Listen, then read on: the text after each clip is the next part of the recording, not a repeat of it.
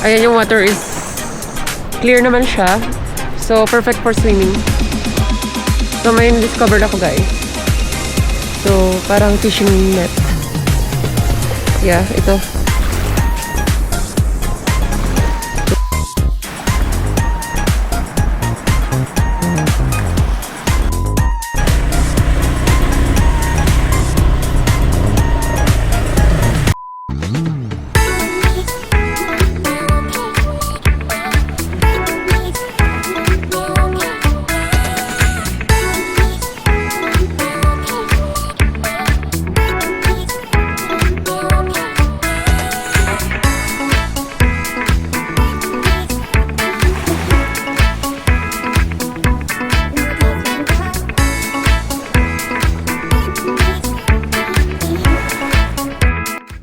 Hey everyone! Welcome back to the channel.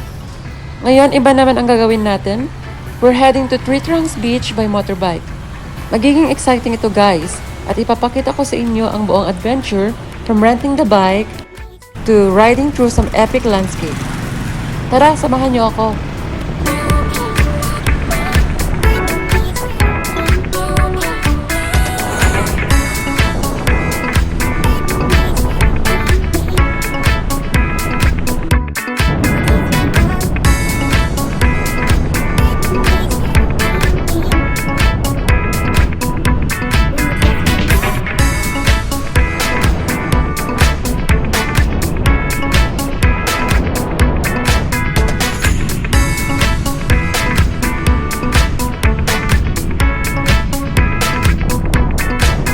And guys, andito kami sa sa may Three Trunks Beach. So ito yung way na papunta. Grabing daan, like as you can see, diba? Parang yung way niya is yung mabato siya. Ayan si Mikey nag-drive. So just be careful. Yan guys, Three Trunks Beach is one of the famous beach here in Phuket. Nagpo-park lang si Mikey.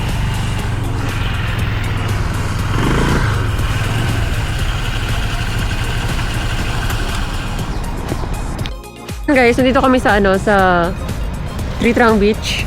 So, yung Three Trunks Beach is isa sa mga sikat dito sa Phuket, Thailand. So, as you can see, walang masyadong tao. Like, not crowded. Say hi, Mike. Huh? So walang masyadong tao dito sa Three Trunks Beach.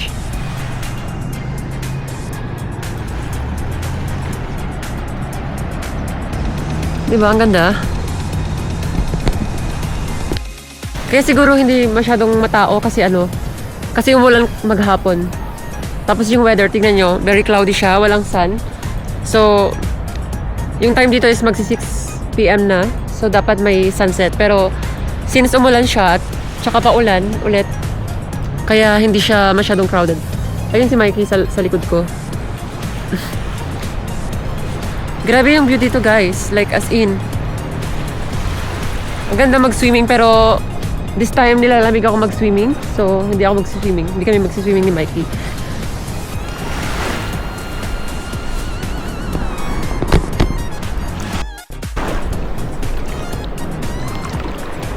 Ayan, yung water is clear naman siya.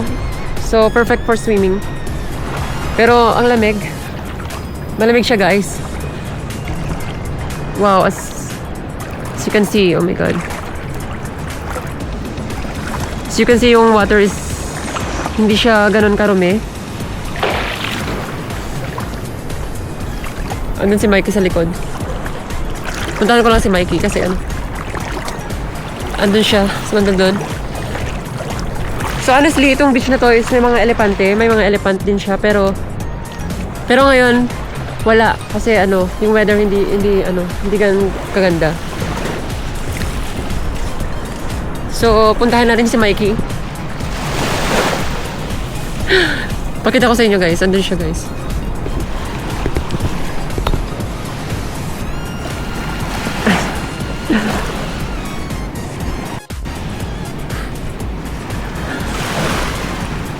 So,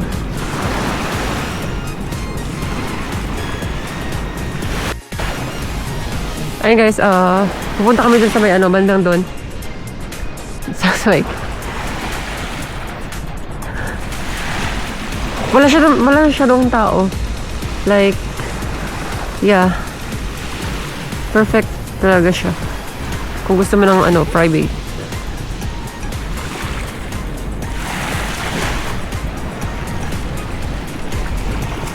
So may discovered ako guys. So parang fishing net. Yeah, ito. Like ginagamit nila for panghuli ng, hindi ko alam kung anong hinuhuli, pero parang siya, for crab or for fish. Diba?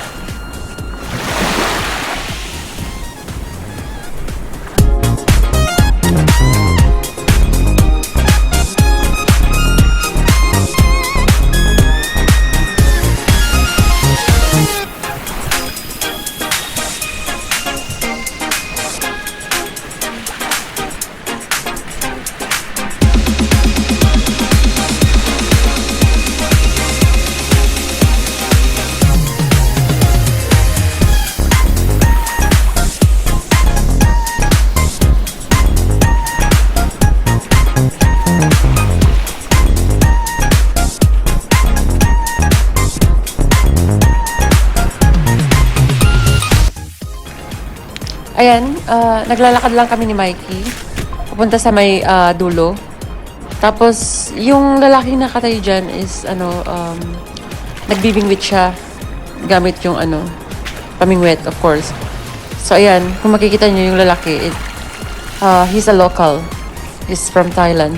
So, ayan, siguro may fish dyan na nakukuha si kuya. Kaya, dyan siya namimingwit.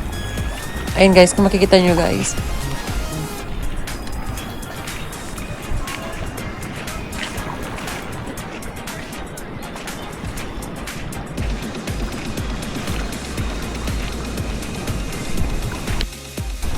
At dito guys, dyan sa may pinapakita ko, kung matatanaw nyo, meron siyang mga house dun sa kabilang bandang doon.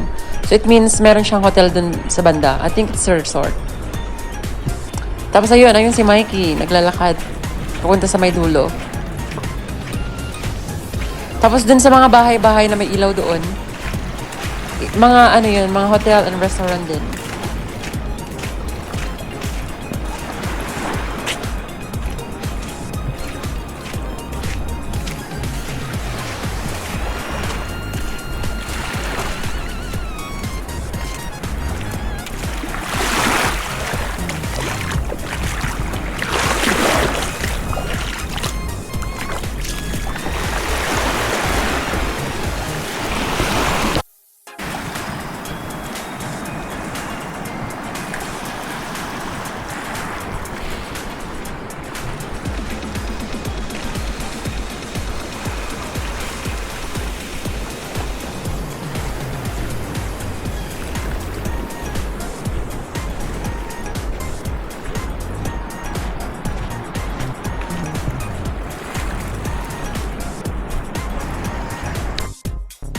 Ayun guys, so nag-decide kami ni Mikey na pumunta sa kabilang side.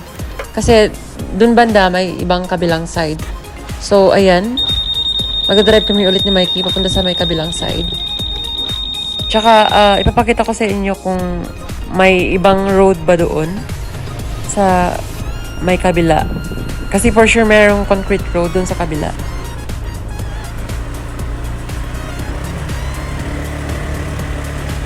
Chicken?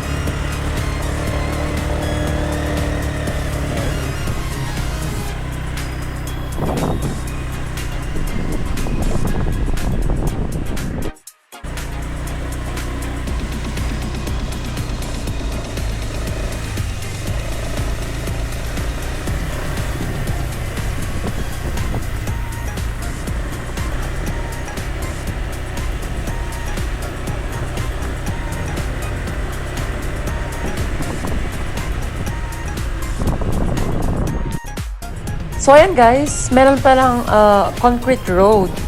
Kung alam lang sana namin, hindi kami dumaan dun sa may rough road kanina. Yung una naming dinaanan. So, meron pala siyang concrete road. So, i-recommend ko sa inyo, kung pupunta kayo sa Tritrang Beach, dito kayo dumaan sa may concrete road. Meron ditong restaurant sa baba, tapos meron din siyang parking area. Makikita nyo dito mamaya.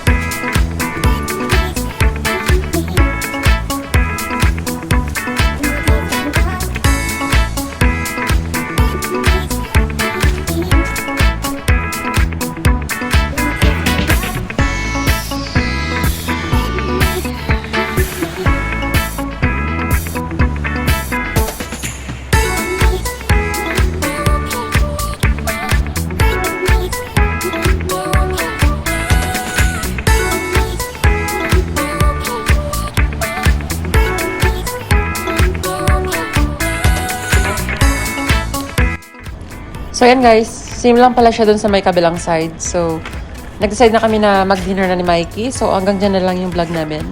So, thank you for watching guys. Don't forget to subscribe for more videos to come. At, yeah. Abangan nyo sa susunod na videos. Thank you. Bye.